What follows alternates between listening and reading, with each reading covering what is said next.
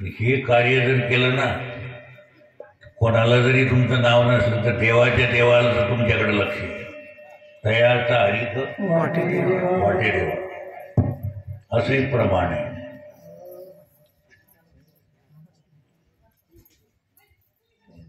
कोळी कन्यापुत्र होती ते सात्विक तयाचा हरी. कोळी कन्यापुत्र होती जे सात्विक, कोळी कन्यापुत्र होती जे सात्विक, कोळी कन्यापुत्र होती जे सात्विक, कोळी कन्यापुत्र होती जे सात्विक.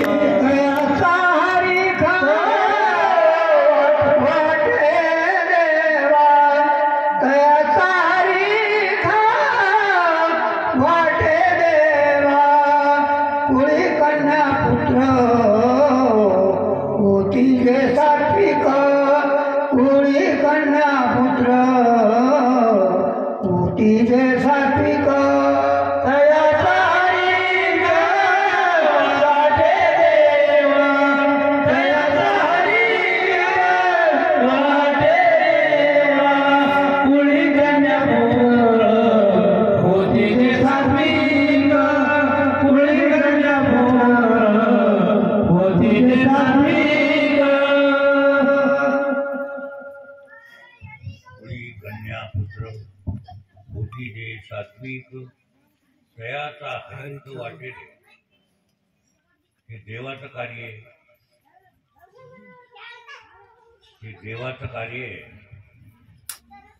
आणि तुम्ही देवाचं कार्य करू लागले. देवा करता करू लागले.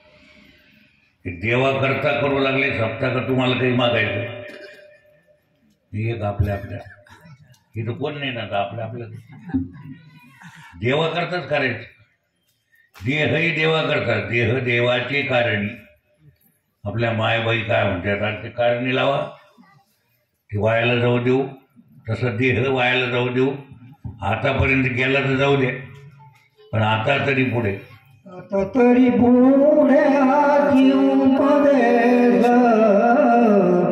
आता तरी पुढे हाती उपदेश,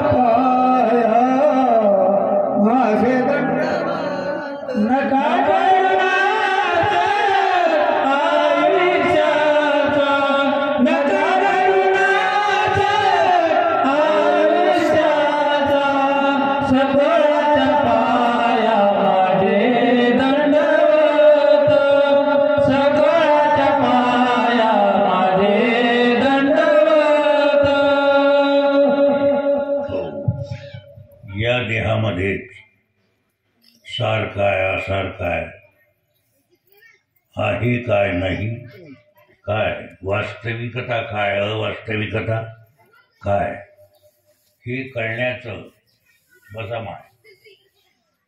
हे कळण्याचं ठिकाण जर कोणतं असेल तर हा देह आहे.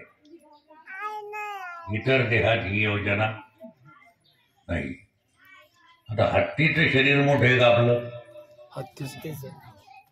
हे माहित नाही तुम्हाला.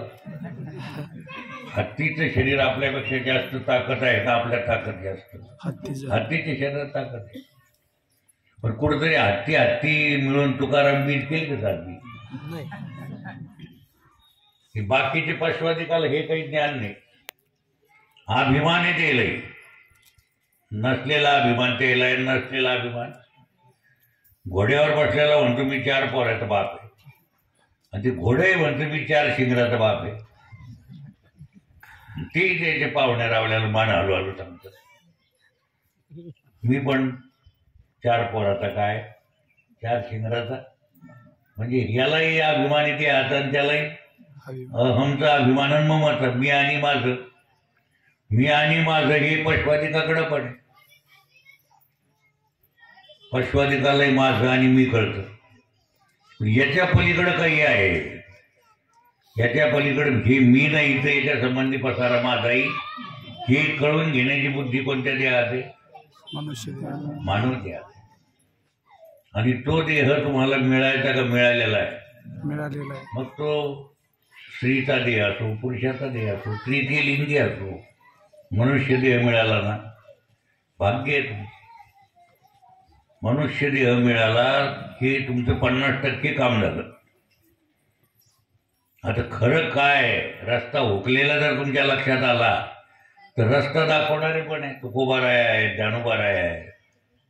आणि आम्हाला आता कोणी महाराज दिसतच नाही, हे आहे ना बाबा, ते दिसत नाही. काथ्याच्या रूपाने शिदोरी वाढून ठेवली, ज्ञानेश्वरीच्या रूपाने एक तरी ओवी अनुभवावी.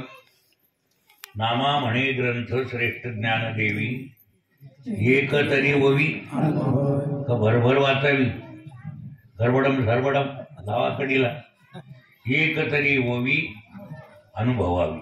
एक ओवीचा जर अनुभव घेतला तरी एक ओवीनं बोध होऊ शकतो. खरं म्हणजे आपल्याला सगळं आहे पण बोध नाही,